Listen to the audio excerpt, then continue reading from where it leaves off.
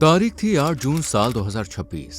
रात का वक्त था जब एक लड़का अपने घर वालों से ये कहकर निकलता है कि उसके पेट में दर्द हो रहा है, इसलिए वो दवाई लेने जा रहा है। पिता ने कहा, रुक, मैं भी साथ चलता हूँ, पर उसने मना कर दिया। उसने अपनी स्कूटी उठाई और रात के अंधेरे में वो निकल गया। लेकिन पूरी रात गुजर जाती है, पर वो लौट कर नहीं आता। अगले दिन घर वाले, गांव वाले और आसपास के सभी लोग डॉक्टरों के पास जाके और मेडिकल स्टोर्स पर जाकर उसके बारे में पूछते हैं, लेकिन हर जगह से एक ही जवाब मिलता है, वो तो यहाँ पर आया ही नहीं। ये सुनकर घर वालों के होश उड़ जाते हैं और वो पुलिस में शिकायत दर्ज करा देते हैं। पर अब सवाल ये उठता है कि आखिर वो लड़का गया कहाँ? उसके साथ उस रात ऐसा क्या हुआ कि वो कभी भी लौट के नहीं आया? और सबसे बड़ी बात, इस पूरे राज की चाबी छुपी थी एक ऐसे मोबाइल फोन में जिसका सारा डेटा किसी ने जानबूझकर डिलीट कर दिया था। कौन था वो और क्यों? अगर आप भी जानना चाहते हैं तो वीडियो के लास्ट तक बने रहिए, क्योंकि इस केस का आखिरी ट्विस्ट आपके रोंगटे खड़े कर देगा। तो चलिए शुरू करते हैं।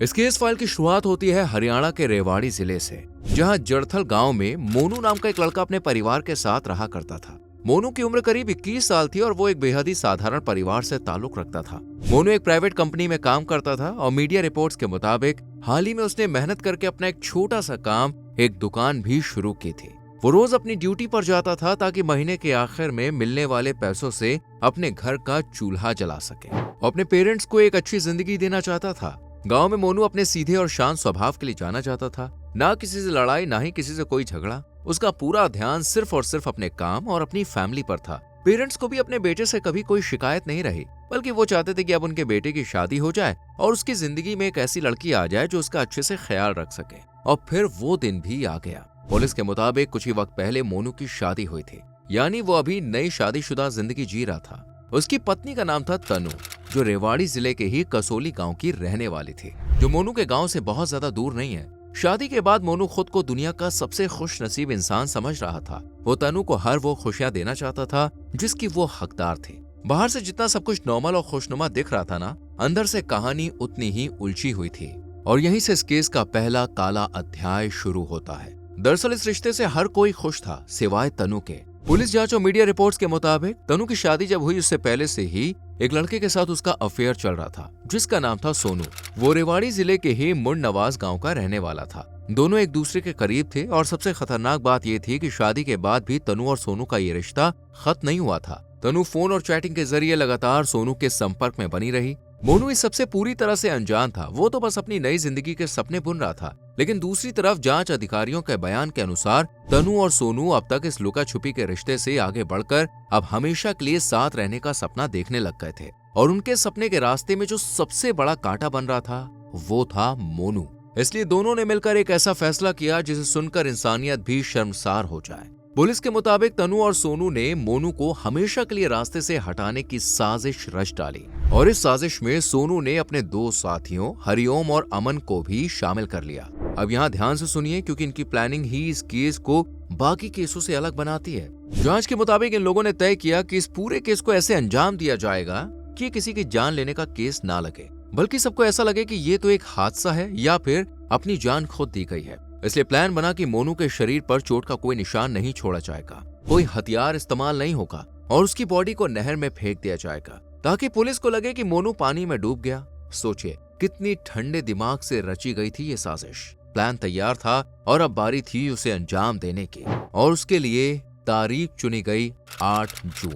पुलिस और परिवार के बयानों के मुताबिक मोनू को तनु को उसके मायके कसोली से लेकर आना था, लेकिन तनु ने एक शर्त रखी थी, मोनू अपनी पूरी सैलरी के साथ आए। मोनू को क्या पता था कि उसकी अपनी पत्नी ही उसके लिए एक भयानक जाल बिछा चुकी है। 8 जून को सैलरी मिलते ही मोनू ने एक सीएससी सेंटर से अपने पैसे निकाले। फिर रात को घर वालों से पेट दर्द का बहाना बनाया, क्योंकि रिपोर्ट्स के मुताबिक वो ये मुलाकात घर वालों से छुपकर करना चाहता था। और अपनी गाड़ी लेकर कसौली की तरफ वो निकल पड़ता है। उसकी जेब में उसकी मेहनत की कमाई थी और दिल में अपनी पत्नी से मिलने की खुशी थी। वो अपनी ही धुन में स्कूटी चलाए जा रहा था, इस बात से बिल्कुल बेखबर कि ये सफर उसकी जिंदगी का आखिरी सफर साबित होने वाला है। पुलिस जांच के मुताबिक कसौली के पास एक सुनसान जगह पर सोनू अपने दोनों साथियों हरिओम और अमन के साथ पहले से ही हाथ लगाकर बैठा हुआ था। जैसे ही मोनू वहां पर पहुंचा तो तीनों ने उसे दबोच लिया। मोनू समझ गया कि उसकी जान अब खतरे में है। उसने खुद को बचाने की पूरी कोशिश की, लेकिन 3 लोग के सामने वो अकेला क्या ही करता। आरोप है कि तीनों ने मिलकर मोनू का मुंह और नाक जोर से दबा दिया, जिससे वो बेसुध हो गया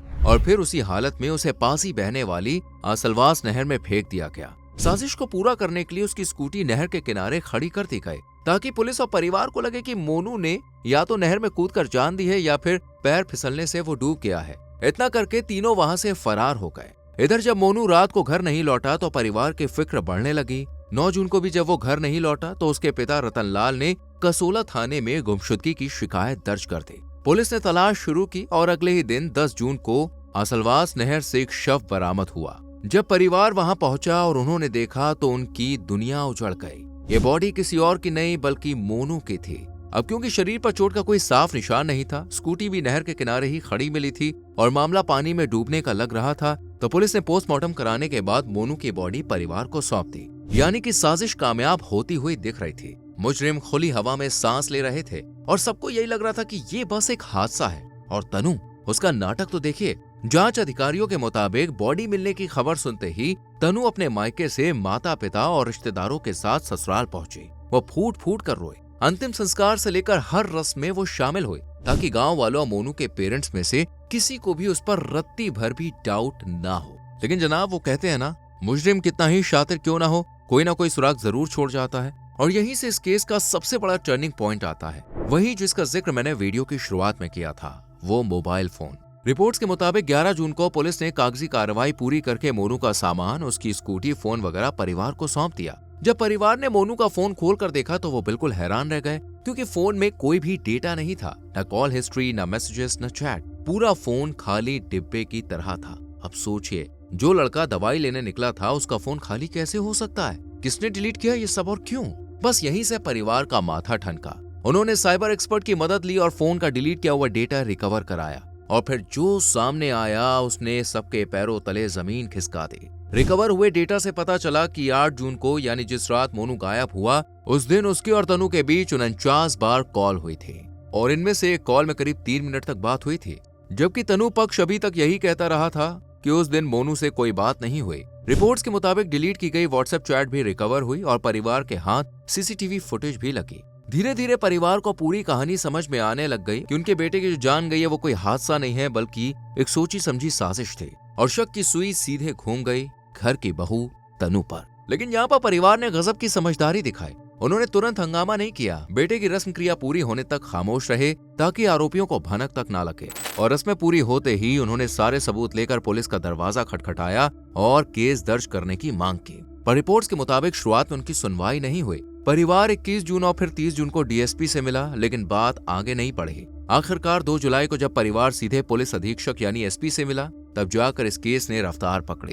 पुलिस ने तकनीकी और वैज्ञानिकी सबूतों के आधार पर जांच तेज कर दी और फिर शुरू हुआ गिरफ्तारियों का सिलसिला। पुलिस ने सबसे पहले आरोपी पत्नी तनु और सोनू के साथ ही हरिओम को गिरफ्तार किया, जिसका खुलासा 3 जुलाई को प्रेस कॉन्फ्रेंस में किया गया। दोनों को कोर्ट में पेश करके रिमांड पर लिया गया और जांच अधिकारियों के बयान के अनुसार पूछताछ में तनु ने अपने प्रेमी के साथ मिलकर अपने पति की जान लेने की साजिश रचने की बात कबूल कर ली। इसके बाद पुलिस ने आरोपी अमन को भी दबोच लिया और आखिरकार 13 जुलाई को इस पूरे केस का मुख्य आरोपी सोनू भी पुलिस के हत्थे चढ़ गया, जिसे कोर्ट में पेश करके रिमांड पर लिया गया। यानी चारों आरोपी अब सलाखों के पीछे हैं। इस केस की जांच रेवाड़ी पुलिस अधीक्षक के निर्देशन में की गई। और हाँ, एक बात और, पुलिस के मुताबिक मोनू का विसरा सैंपल फॉरेंसिक जांच के लिए भेजे गए हैं, ताकि ये साफ हो सके कि मोनू की जो जान गई है वो दम घुटने की वजह से गई है या फिर जिंदा नहर में फेंके जाने के बाद डूबने से हुई है। इस रिपोर्ट का भी इंतजार है और यही रिपोर्ट कोर्ट में इस केस की सबसे अहम कड़ी साबित होगी। well, देखिए, ये थी रेवाड़ी के मोनू की दर्दनाक कहानी। एक सीधा साधा लड़का जो अपनी पत्नी से मिलने की खुशी में घर से निकला था